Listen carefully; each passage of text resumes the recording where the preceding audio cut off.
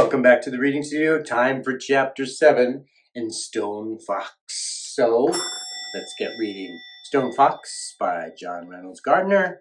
Chapter 7 is called The Meeting. It was Friday night, the night before the race, when it happened. Grandfather was out of medicine. Little Willy went to see Doc Smith.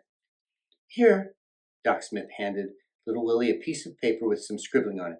Take this to Lester right away. But it's nighttime. The store's closed. Just knock on the back door. He'll hear you. But are you sure it's all right? Yes. Lester knows I may have to call on him any time, day or night. People don't always get sick just during working hours, now do they?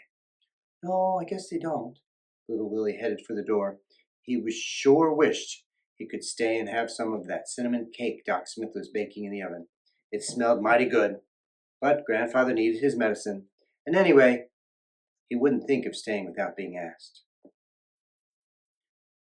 One other thing, Willy, Doc Smith said. Yes, ma'am? I might as well say this now as later. It's about the race tomorrow. Yes, ma'am? First, I want you to know that I think you're a darn fool for using your college money to enter that race. Little Willy's eyes looked to the floor. Yes, ma'am. But since it's already been done, I also want you to know that I'll be rooting for you. Little Willy looked up. You will?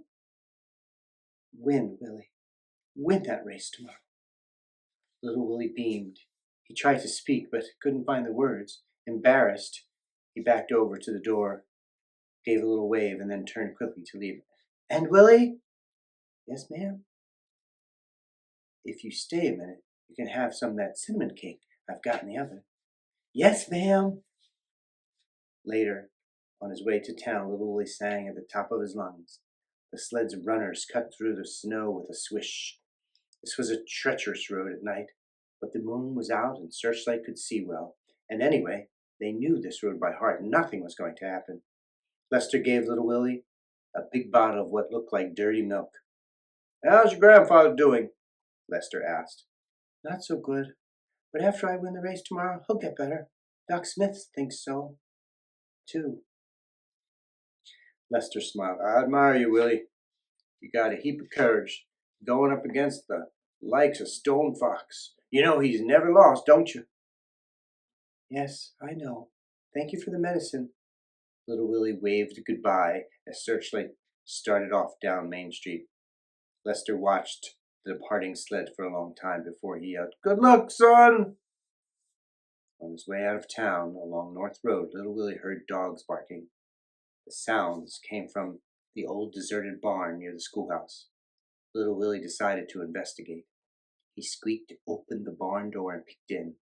It was dark inside and he couldn't see anything. He couldn't hear anything either. The dogs had stopped barking. He went inside the barn. Little Willy's eyes took a while to get used to the dark, and then he saw them. The 5 Samoyeds. They were in the corner of the barn on a bed of straw. They were looking at him. They were so beautiful that little Willy couldn't keep from smiling. Little Willy loved dogs. He had to see the Samoyeds up close. They showed no alarm as he approached or as he held out his hand to pet them. And then it happened. There was a movement through the darkness to little Willy's right. A sweeping motion, fast at first. Then it appeared to slow and stop. But it didn't stop. A hand hit little Willy right in the face, sending him over backward. I didn't mean any harm, Mr. Stone Fox, little Willy said as he picked himself up off the ground, holding a hand over his eye. Stone Fox stood tall in the darkness and said nothing. Searchlight barked outside. The Samoyeds barked in return. Little Willy continued, I'm going to race against you tomorrow. I know how you want to win, but I want to win too. I gotta win. If I don't, they're going to take away our farm. They have the right. Grandfather says that those that want to bad enough will. So I will. I'll win. I'm going to beat you. Stone Fox remained motionless and silent. Little Willy backed over to the barn door, still holding his eye. I'm sorry, we both can't win, he said. Then he pushed open the barn door and left, closing the door behind him. In the barn, Stone Fox stood unmoving for another moment. Then he reached out with one massive hand and gently petted one of the Samoyeds. That night, little Willie couldn't sleep. His eye was killing him.